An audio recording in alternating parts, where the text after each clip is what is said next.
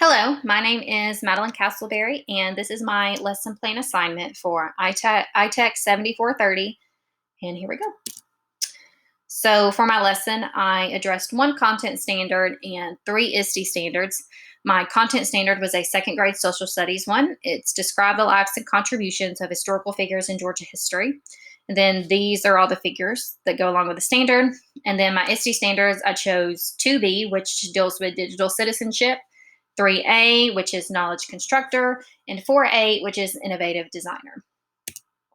And so the technologies that I use to address each standard for 2B, which is digital citizenship, students will be using the app Seesaw on their iPads to communicate and collaborate with one another on their projects and to give feedback.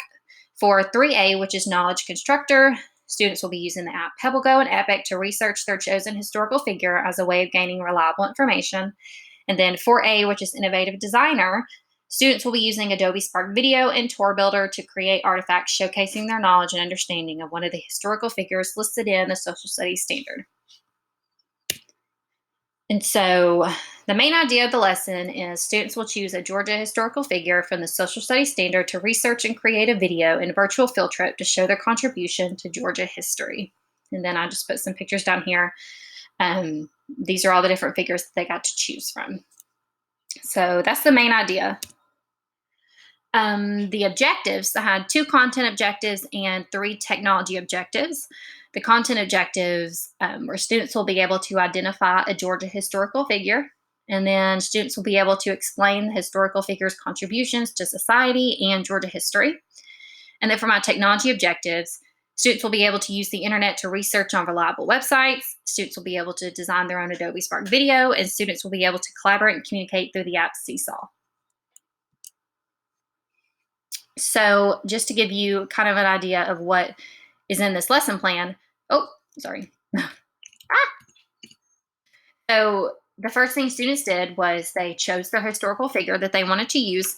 Then they got on the 2 apps, PebbleGo and Epic, and they got to research and find facts for their historical figure and learn about their contributions. Once they had all their facts, they went to Adobe Spark Video and they created a video with at least 10 slides that included facts and pictures all about their historical figure. And then within their video, they were to post a link to a short little tour builder. In the tour builder, they were able to pick any place they wanted to do a field trip to. It just had to do with their historical figures. So, for example, if a student chose Martin Luther King Jr., they could do a field trip to Washington to show where his famous march took place. And then once students created the video in the tour builder, they recorded themselves kind of doing a presentation for it on Screencastify, and then they posted it to Seesaw where they got to comment on at least one other person's video or presentation. So I wanted to go and talk about how I provided students with digital equity throughout this. Students did have their own devices. We're a one-to-one school or one-to-one county, so my class all have their own iPads, but I totally understand that that is not all that goes along with digital equity. So all the kids also had to log in on all the apps that we used, and they also had a good understanding of how to use all the apps. I pulled groups based on academic needs and just overall project needs. If I noticed that they were struggling on the research part of it, I pulled them to help them with it or guide them. If I saw them struggling with the tour builder, I pulled them over and helped them with it. So I was pulling groups to make sure that everyone had the same knowledge and support to finish this.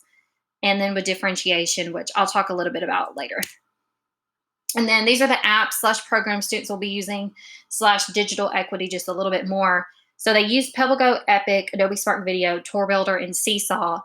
And why I put digital equity on this slide too is because part of it was making sure that all students felt comfortable enough and had a good understanding of how to use these apps before they started the assignment. Because although they all have access to it, it's not fair if one kid has used Tour Builder for the past 2 years in school when another kid's never seen it before. That's not really fair to have them do the same assignment. So I wanted to make sure that all students had the same understanding and background knowledge on all of the apps that were included. And if they didn't, that we were working on that a little bit before I ever implemented this lesson to make sure they all had the same background knowledge. So the first two apps I used for this was PebbleGo and Epic. We are in quarantine right now, and I had implemented this lesson 2 weeks before we got out. And yes, I was just now creating this slide. So I do not have screenshots of what the apps look like on the iPad. So it's just kind of a login screen for you because that's all I had on my computer. But this is PebbleGo. This is Epic. PebbleGo is more research based, and Epic actually has lots of biographies and books. It was kind of like extra support for the students to use. And then Adobe Spark Video, which we've used in this class a little bit. And like I said, so sorry I don't have what the screen looks like on the kids' apps when they logged in. And then, of course, Google Tour Builder was another one they used. They loved it. And then Seesaw. So I'll talk about differentiation a little bit, but one of the things one of my enrichments was if the kids finished early, they got to take their information and create a paragraph, which helps cover one of our writing standards, and they posted that on Seesaw too. And this is one of the kids who did. So essential questions that I asked at the beginning of the lessons, throughout the lessons, posted on the board, just to keep students' minds thinking was, how did this historical figure contribute to Georgia history? What personality traits does the historical figure have that helped to lead them to success? How can we compare and contrast two of the historical figures through their lives and accomplishments?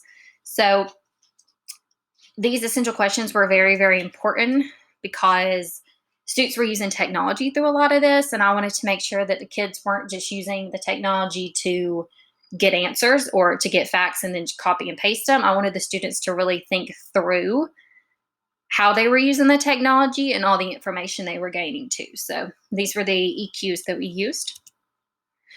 So I used two major research-based and student-centered instructional strategies. I used project-based learning and I used student-centered. Excuse me. So project-based learning is a research-based instructional strategy where students create projects, help them master content standards through the use of technology. Project-based learning is becoming much bigger in the classrooms. I feel like a lot of the lower grades have a harder time wanting to do it though because students are so young. But I did use it in my second grade class. And I found it really important because research shows that when students do it, they understand more so how the technology helps them versus just mastering the standard. They've mastered the use of technology for education as well. So that's why I did project-based learning, student-centered. Overall, this project was very, very, very student-centered. I let the students pick their historical figure, design their own video, however they wanted. They got to pick where their field trip was to. Overall, they had a lot of say in this project. And what goes along with that is they had a lot of responsibility too. I did not want it to be me telling them exactly what to do, showing them exactly where to go. I did not want that. I wanted them to really take responsibility for their learning in this, because when students take a responsibility, it's more authentic to them and they're going to retain that information a lot more. So we did do student-centered. Okay, so differentiation, talk about that a little bit. So graphic organizer. On PebbleGo, there is a graphic organizer for students with, it looks just like the one on here, although this is not it. The one on PebbleGo, where all of these say fact, on PebbleGo, it actually has like titles of different sections, because on there, when you get on the app, when you click on a biography, there will be a section for early life, later life, schooling, contributions, family, awards. Like there's a section for each of those titles. And there is a graphic organizer on PebbleGo that I use to give to my students who were struggling or who I knew might struggle with that. I'm sorry, I don't have the digital copy right now. I have a physical copy that our tech specialist gave to me. And I have looked and looked and looked and looked on PebbleGo and I cannot find it. But it looks very much like this. But instead of saying fact, it has the title of each section on PebbleGo. So I gave my students who needed a little bit more support that graphic organizer to help organize their research so that they weren't just writing all over the place. There was also the text to speak feature for students who kind of have a hard time writing out their thoughts, or maybe have trouble with fine motor skills or holding a pencil. they could speak into their speaker on their iPads, and it takes their thoughts and puts it into text. There's also the reading feature for ELL students or even students with reading intervention. The iPad on both of those apps will actually read the information to them. Also had headphones for students who got distracted very easily. They were able to just to put those on and kind of zone out and keep themselves from getting distracted from everyone in the room. And then the paragraph, which I kind of showed you a while ago, which was on Seesaw as an enrichment. My students who finished early got to take what they learned and write a paragraph with it, which was kind of going along with another one of our writing standards. And then they got to post that on Seesaw. And then this is the assessment that I used at the end. I used this after they had posted their presentation on Seesaw and everything.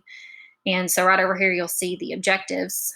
And then it was based on a 3-point scale. So the highest points they could get were 12. So yeah, that's the assessment piece. I'm not going to sit here and read through all of it with you, but basically, if they were able to show me that they accomplished this objective, then they got all 12 points. So how did it go? So the idea of the lesson was phenomenal. I loved it. It was great. And the kids actually really liked it, but it was just a little too much. Like I said, students did fine, but it was a lot to do in just a week. And I think the students kind of felt that too. They didn't really have enough time to finish everything that they wanted to. And overall, it was just a little much. It was just a little much. And it may have been fine for maybe a 3rd or 4th grade classroom.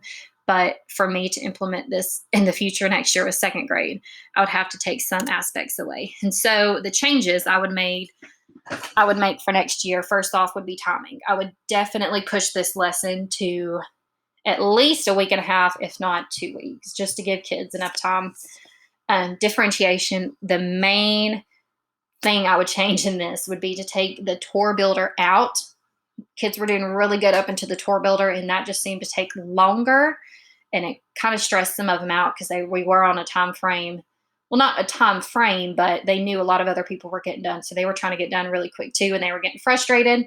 And so I would only use the tour builder as an enrichment next time. So if kids weren't getting done and their video was almost complete, then they could go on and make the tour builder if they wanted. So that would be the biggest change I would make for this, would be to take the tour builder aspect out and make it part of an enrichment activity. So my closure reflection, will I implement this again? Yes, I will, but I will be definitely putting in the changes I just talked about. What did I learn? I learned that technology is awesome and it does work with 2nd graders, but not to use too much in a short time frame, But overall, they really did a lot better than I thought, and the kids were very well adapted to the technology already because we are a one-to-one school. So I feel like that helped the process too. And then what did my students learn?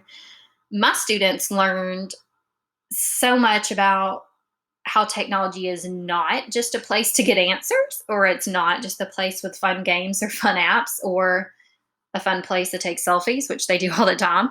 They actually learn that they can learn through it, and that it's not just, let me just get on here and do this assignment for and get done. They really did take responsibility for their learning, and it really reflected in their work. And I was super proud of them. So that is it for my lesson. Thanks for listening. If you have any questions, just let me know. Or if you have any ideas or tips for me, that'd be great too. I'd love to hear them. So thank you so much.